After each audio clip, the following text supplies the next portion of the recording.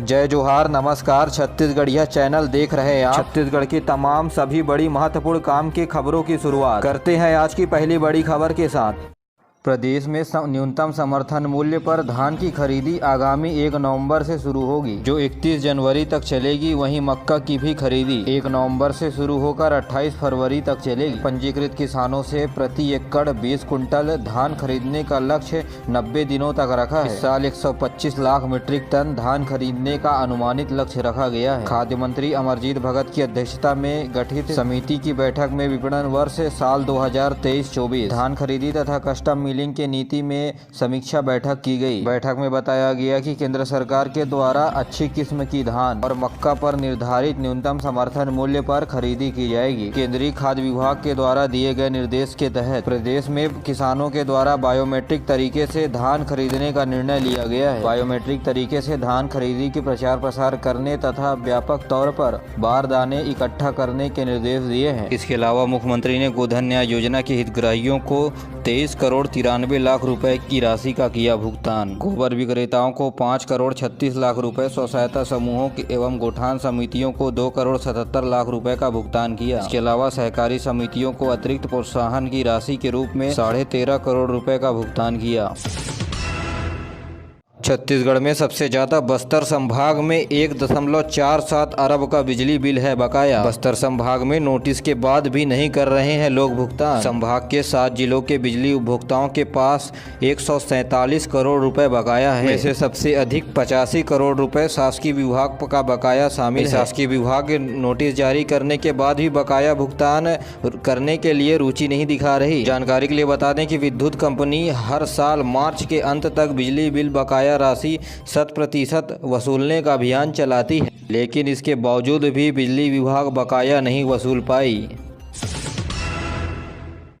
राज्य सरकार किसानों की सुविधा को ध्यान में रखते हुए खरीफ विपणन वर्ष 2023-24 में प्रदेश के विभिन्न जिलों में नए धान उपार्जन केंद्र खोलने की अनुमति प्रदान की है। इस संबंध में खाद्य विभाग ने आदेश जारी कर दिया है। जानकारी के मुताबिक राजनांदगांव के देवकट्टा और संबलपुर में नवीन धान उपार्जन केंद्र खोले जाएंगे। महासमुंद जिले के बोडरा बांधा आम गाँव में, वही मुंगेली जिले के औरा बांधा, बलरामपुर जिले के डूमनपान तथा कोंडागांव जिले के बड़े उड़गांव में धान उपार्जन केंद्र खोले जाएंगे। कोंडागांव के ग्राम नवा गांव में, तो वहीं कांकेर के बड़ापाल और कोयली बेरा में खोला जाएगा। तो वहीं रायगढ़ के बटरा कछार में तथा सरगुजा के बोंदा मंगारी और सीतापुर बेलजोरा में नवीन धान उपार्जन केंद्र खोले जाएंगे। इन्हें मिलाकर प्रदेश में कुल 25 नए धान उपार्जन केंद्र खोले जाएंगे। आपको बता दें कि प्रदेश में 1 नवंबर से 31 जनवरी तक धान खरीदे जाएंगे। इसके लिए अंतिम पंजीयन की प्रक्रिया 7 अक्टूबर तक होगी। किसानों द्वारा धान बेचने के बाद बैंक लिंकिंग के माध्यम से खाते में किसानों के पैसे पहुंच जाएगा। प्रधानमंत्री किसान सम्मान निधि की 15वीं किस्त का इंतजार कर रहे किसानों के लिए खुशखबरी है। अप्रैल मई 2023 तिमाही के लिए 15वीं किस्त 27 नवंबर 2023 तक आने की संभावनाएं हैं। यदि किसी किसान को राशि नहीं मिलती है तो उसे प्रधानमंत्री किसान.gov.in के वेबसाइट पर पीएम किसान लाभार्थी सूची 2023 की जाँच करनी होगी। यहाँ प्रधानमंत्री किसान सम्मान निधि योजना के पात्र किसानों को प्रत्येक तिमाही में 2000 रुपए और सालाना 6000 रुपए दिया जाता है। कई किसानों ने इस योजना के लिए पंजीकरण कराया है। बता दें कि 11 करोड़ से अधिक किसान प्रधानमंत्री जो अब 27 नवंबर तक मिलने वाली है। किसान की 15वीं किस्त तिथि 2023 घोषणा का इंतजार था।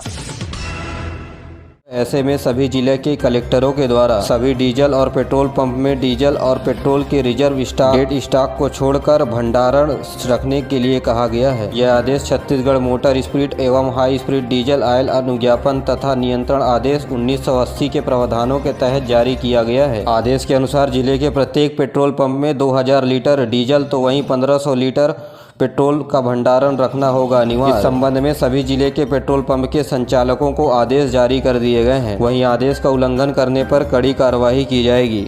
छत्तीसगढ़ प्रदेश के सभी जिलों के पेट्रोल पंप में अतिरिक्त रिजर्व स्टॉक रखने के लिए दिया गया है आदेश। प्रदेश के सभी जिलों में आदर्श आचार संहिता लागू। प्रधानमंत्री जन धन योजना के तहत जिनके खाते में पैसे नहीं है वे भी अब 10,000 रुपए तक की राशि निकाल सकते हैं। जी हां, गरीबों के हित में कई बड़ी योजनाएं चल रही हैं। इसी कड़ी में प्रधानमंत्री जन धन योजना के तहत लोगों के बैंक अकाउंट खोले गए हैं। जी हां, जनधन खाता खोलने वाले लोगों को अब ओवरड्राफ्ट की सुविधा मिल रही है। इसके तहत अकाउंट होल्डर को शर्तों के साथ 10,000 रुपए की ओवरड्राफ्ट सुविधा दी जाती है। बात यह है कि अकाउंट में जीरो बैलेंस होने के बावजूद भी आप इस सुविधा का लाभ उठा सकते हैं। यह ओवरड्राफ्ट बीमा कंपनियों की एक ऐसी तकनीक है जिसमें खाता धारक के खाते में पैसे नहीं होने के बाद भी वह 10,000 रुपए से 20,000 रुपए तक निकाल सकता है। प्रदेश के कर्मचारियों को दी बड़ी सौगात। गोवर्धन पूजा के दिन सार्वजनिक अवकाश तो वहीं भाई दूज के दिन स्थानीय अवकाश घोषित। शासन की ओर से 2 अवकाशों की सौगात दी गई है। विभाग की ओर से 13 नवंबर को मनाए जाने वाले गोवर्धन पूजा को सार्वजनिक अवकाश तो वहीं 15 नवंबर को मनाए जाने वाले भाई दूज को स्थानीय अवकाश घोषित किया है। यह सुविधा रायपुर शहर स्थित शासकीय कार्यालय एवं संस्थाओं में कार्यरत कर्मचारियों को मिलेगी। वहीं राज्य शासन के द्वारा दीपावली की छुट्टी 11 नवंबर से 16 नवंबर के बीच घोषित किया गया है। छत्तीसगढ़ में विधानसभा चुनाव कराने के लिए पहुंची सुरक्षा बलों की 25 से अधिक कंपनियां, जो 10,000 से अधिक सुरक्षा बलों को अपने साथ लेकर आई है। यहां प्रदेश में शांतिपूर्ण तरीके से चुनाव व्यवस्था को संपन्न कराने के लिए सैनिकों की टुकड़ियों का छत्तीसगढ़ पहुंचने का सिलसिला शुरू हो चुका है। ये टुकड़ियां स्पेशल ट्रेनों के जरिए रायपुर पहुँच रही है। छत्तीसगढ़ में इस बार चुनावी सुरक्षा 10,000 से अधिक सैनिकों के कंधों पर टिकी हुई है। इन जवानों को अस्त्र शस्त्र जरूरत के सामान केंद्रीय सुरक्षा बल के 150 से अधिक कंपनियों के द्वारा उपलब्ध कराया जाएगा। तो वहीं इनके लिए किराए का वाहन व्यवस्था किया जाएगा और इन वाहन के चालक तथा परिचालक को प्रतिदिन भोजन भत्ता 375 रुपए दिया जाएगा। छत्तीसगढ़ में महंगी हो रही है हवाई सफर। त्योहारी सीजन तथा चुनाव की वजह से हवाई जहाज के किराए बढ़ रहे हैं। यही नहीं, दिल्ली, मुंबई, इंदौर सहित कई शहरों के टिकट 30% हुआ महंगा। बताया जा रहा है कि सामान्य दिनों में रायपुर से दिल्ली का हवाई किराया 6,000 से 6,500 रुपए रहता है, जो वर्तमान में 8,000 से 9,000 रुपए तक पहुँच गया है। तो वहीं चुनाव में नेताओं के VIP दौरा बढ़ जाने के कारण टिकट की कीमत आसमान छू रही है। बता दें कि रायपुर एयरपोर्ट में रोजाना 25 से 27 उड़ानें हवाई जहाज के द्वारा भरी जाती है। इसके साथ ही एयर ट्रैफिक को कम करने के लिए रायपुर से दुर्गापुर और राउरकेला के लिए 29 अक्टूबर से कनेक्टिंग फ्लाइट शुरू हो रही है। आपको बता दें कि बेंगलुरु से रायपुर वापस आने का किराया 10,000 रुपए से अधिक हो गया है। छत्तीसगढ़ में तेजी से बढ़ रहा है गेहूं का रकबा। नवंबर-दिसंबर की ठंड वरदान साबित होगी। जी हां, औसत से अधिक बारिश होने के कारण नवंबर-दिसंबर में पड़ने वाली कड़ाके की ठंड से रबी फसल गेहूं को सबसे ज्यादा फायदा होने वाला है। अब तक का मौसम रबी फसलों के विस्तार के लिए अनुकूल रहा। भारतीय मौसम विज्ञान के विभाग ने कहा है कि नवम्बर और दिसम्बर की ठंड का तापमान गेहूँ के बीज को मजबूत बनाने के लिए आवश्यक है। आपको बता दें कि राजनांदगांव, कबीरधाम, बेमेतरा, दुर्ग में गेहूं के रकबे में 3 साल में 3 गुना बढ़ोतरी हुई है। तो वहीं बिलासपुर संभाग में गेहूं का रकबा 30,000 हेक्टेयर बढ़ गया है। आपको बता दें कि सर्वाधिक गेहूं की फसल सरगुजा में होती है। तो वहीं सूरजपुर, बलरामपुर में भी करीब 12,000 हेक्टेयर पर गेहूं की फसल बोई जाती है। छत्तीसगढ़ में बढ़ रही है गुलाबी ठंड। आने वाले 3 दिनों में और गिरेगा पारा। गुरुवार को रायपुर में न्यूनतम तापमान 19 डिग्री सेल्सियस दर्ज किया गया है, जो सामान्य से 1 डिग्री सेल्सियस कम है। वहीं प्रदेश भर में सोनहत सबसे ठंडा रहा। यहाँ का तापमान 14 डिग्री सेल्सियस दर्ज किया गया है। तो वहीं मौसम वैज्ञानिकों का कहना है कि पिछले वर्ष की तुलना में इस वर्ष ठंड ज्यादा रहेगी। तो वहीं प्रदेश में अगले 24 घंटे के दौरान हवा की गति 10 किलोमीटर प्रति घंटे की रफ्तार से बहेगी। छत्तीसगढ़ पुलिस को मिली बड़ी कामयाबी। 31 लाख की शराब हुई जब्त। चेकिंग के दौरान पुलिस ने ट्रक से बरामद किया 515 पेटी शराब। मनेन्द्रगढ़, भरतपुर, चिरमिरी जिले के जरौंधा में लाखों रुपए के शराब जब्त किए हैं। बताया जा रहा है कि यह शराब से भरा वाहन बिलासपुर से सूरजपुर जिले के नवानुगंज जाने के लिए निकला था। इस दौरान खड़गवां पुलिस तथा आबकारी पुलिस ने जरौंधा में जाँच के दौरान संयुक्त कार्यवाही की। बता दें कि जब्त किए गए शराब में 252 पेटी बियर, 263 पेटी विस्की की कीमत 31,28,520 रुपए बताई गई है।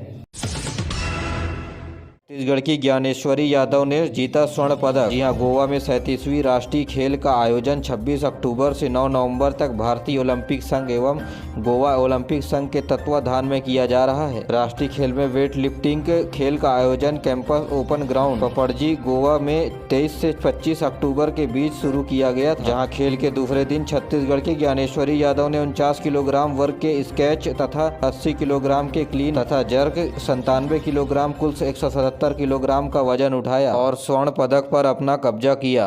छत्तीसगढ़ विधानसभा चुनाव के तहत भारत निर्वाचन आयोग के द्वारा निर्मित सी विजिल ऐप के माध्यम से लोगों को द्वारा प्राप्त हो रही शिकायतों के निराकरण तेजी से किया जा रहा है। इस ऐप के माध्यम से अब तक 771 शिकायतें प्राप्त हुई हैं, जिसमें से 761 शिकायतों का निराकरण किया जा चुका है। वहीं सी विजिल ऐप पर तुरंत कार्यवाही हेतु एक संचालन के लिए कमांड सेंटर ही बनाया गया है। तो वहीं मुख्य निर्वाचन अधिकारी रीना बाबा साहेब कांगले के द्वारा इसे निगरानी पर रखा गया है।